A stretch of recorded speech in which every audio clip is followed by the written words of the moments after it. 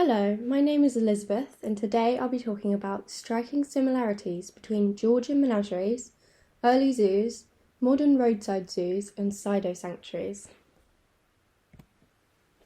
Before starting the presentation, a really nice quote that reflects my viewpoint on the keeping of exotic animals is this: "Those who wish to pet and baby wild animals love them, but those who respect their natures and wish to let them live normal lives love them more."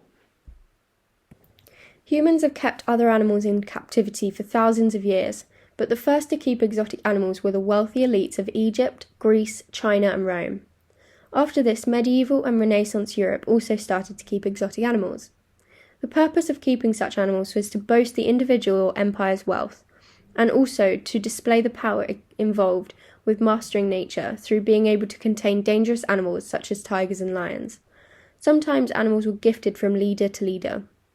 This may be an early example of speciesism and also represents the monotheistic belief that God gave man dominion over nature. The British Empire was at its most powerful during the Georgian period, and exotic animals were the bounty of the empire.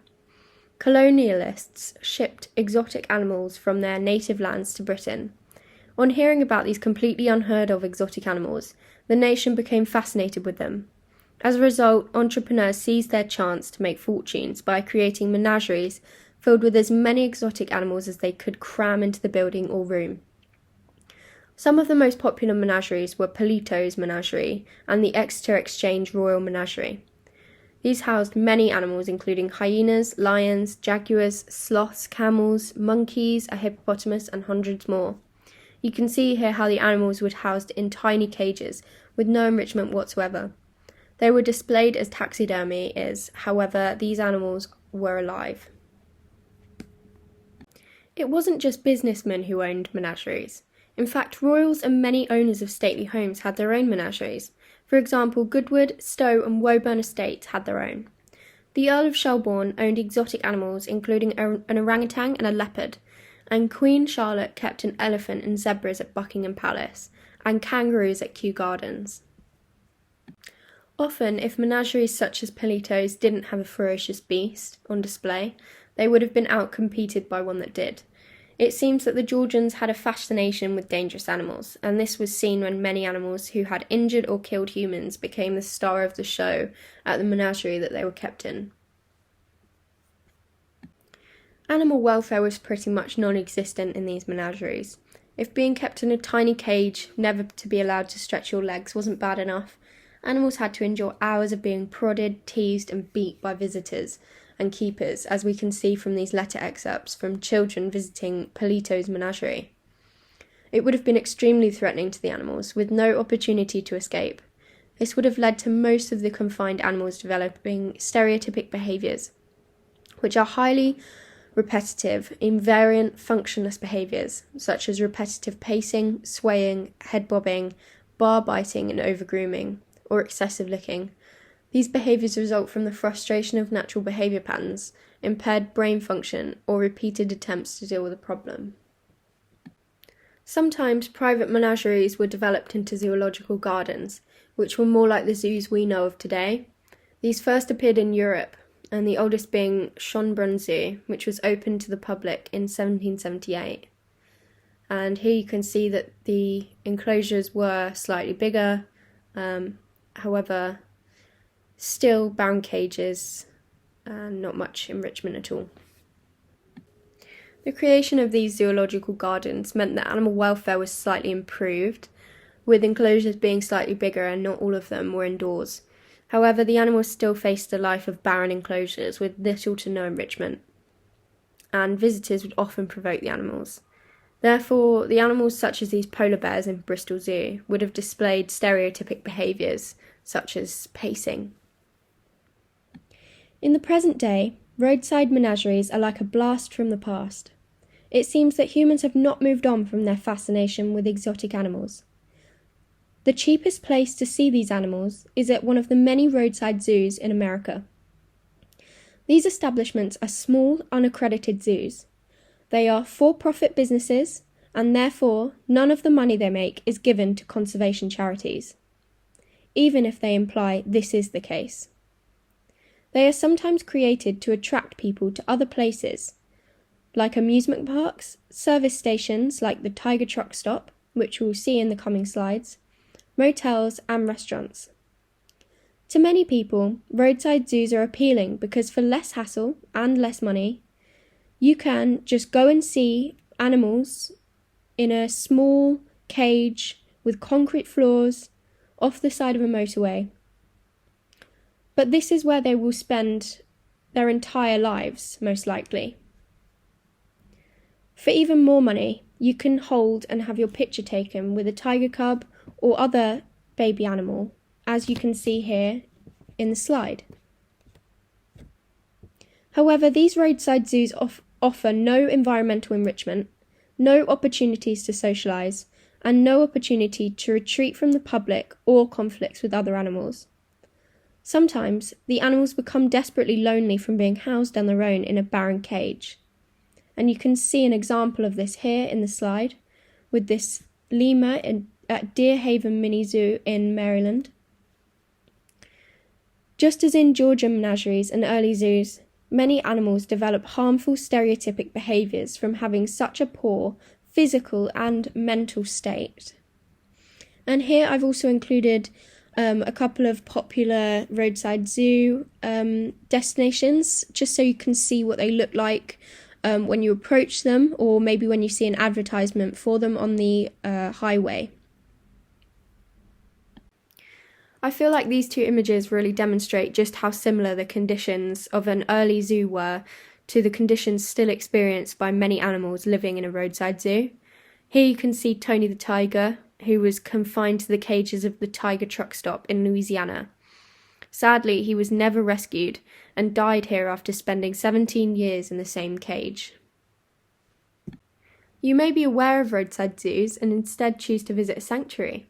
That's what they'll have you believe anyway. It's common for menageries, roadside zoos and animal parks to pose as sanctuaries or rescue centres. This is allowed to happen because there are no regulations in the US that manage who can call their park a sanctuary.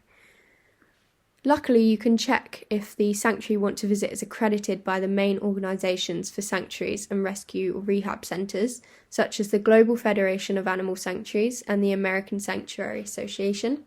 Here I've included the Zoological Wildlife Foundation, and this poses as a organisation that helps endangered species and it helps with conservation efforts, when in fact it does none of those things, or very little of those things, and in fact it's a pseudo-sanctuary.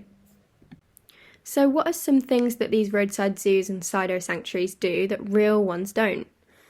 Most roadside zoos and pseudo-sanctuaries breed animals and advertise their babies as a business tactic. They allow visitors to hold and touch exotic animals such as tiger cubs. Animals are used in commercial activities, so they're bought, sold, traded with other pseudo-sanctuaries, or hired out for entertainment. They don't offer lifetime care for their animals, so surplus animals are often sold on to private buyers or other establishments. Ultimately, they prioritise profit over animal welfare. And here you can see an example of this when Greg Woody took his tiger cub to the Ogle Country Fair in Illinois for the public to see and touch and hold, which is extremely bad for the animal's welfare. I want to take a minute to talk about the tiger crisis that's going on in the USA. The problem is that there are more captive tigers in the United States than there are in the wild.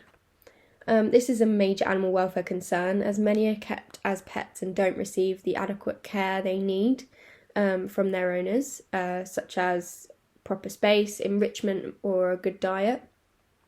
It's not beneficial for conservation either, as the vast majority of tigers in America are considered generic, with no true conservation value, and they therefore can never be released into the wild.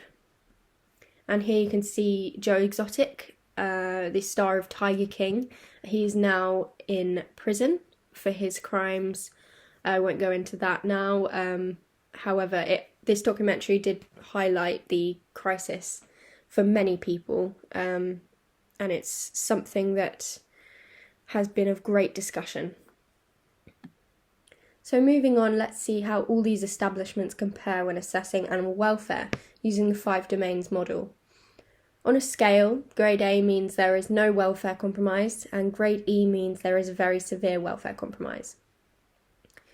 So you can see that I have graded Georgian menageries, early zoos, and roadside zoos, all E, with pseudo-sanctuaries with a grade of D1.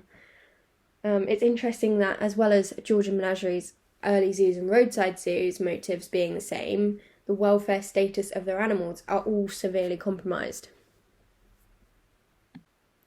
This welfare evaluation allows us to estimate what quality of life the animals of these establishments had and have. In Georgian menageries, animals probably had a life worth avoiding, and in some cases a life not worth living. This would be due to them having severe injuries or chronic illnesses. In roadside zoos, animals have a life worth avoiding, and in a legitimate sanctuary, they offer the opportunity for all of their animals to have a good life. It's not all doom and gloom for these animals, though. Recently, the US House of Representatives overwhelmingly passed the Big Cat Public Safety Act by a vote of 272 to 114. This act seeks to ban the trade in big cats as pets and to stop the practice of cub petting at roadside zoos. There have also been a number of recorded rescues from roadside zoos, and you can watch a couple of these by following the links in the slide. So what can you do to help animals in roadside zoos and pseudo-sanctuaries? A good no-fail quote to live by is that animals are best viewed at a distance in the wild or through a sound barrier at an accredited zoo. Before visiting or donating to a sanctuary or zoo, you should consider these 10 factors set out by International Fund for Animal Welfare. Some of the main points are that the sanctuary must be classified by the IRS as a non-profit 501c3 charity, and also that they only provide refuge for abused, neglected, unwanted, abandoned, orphaned, or displaced wildlife in need of lifetime care. And also they must be accredited by GFAS or ASA. Some accredited exotic animal sanctuaries you can visit or donate to in the USA include the Elephant Sanctuary in Tennessee and Born Free USA's Primate Sanctuary. And here you can see I've included a picture of the Elephant Sanctuary in Tennessee, and you can see that their life is so much better in these sorts of places. So this presentation has highlighted the similarities between Georgian menageries, early zoos, modern roadside zoos, and pseudo-sanctuaries. All these establishments were created to make money from people's fascination with exotic animals, and this was done by exploiting exotic animals for profit. As a result, the animals' welfare is extremely compromised. There has clearly been an absence of evolution in the morals and cruel methods these establishments do use. Thank you very much for listening, and to conclude the presentation, I'd now like to ask anyone if they have any questions.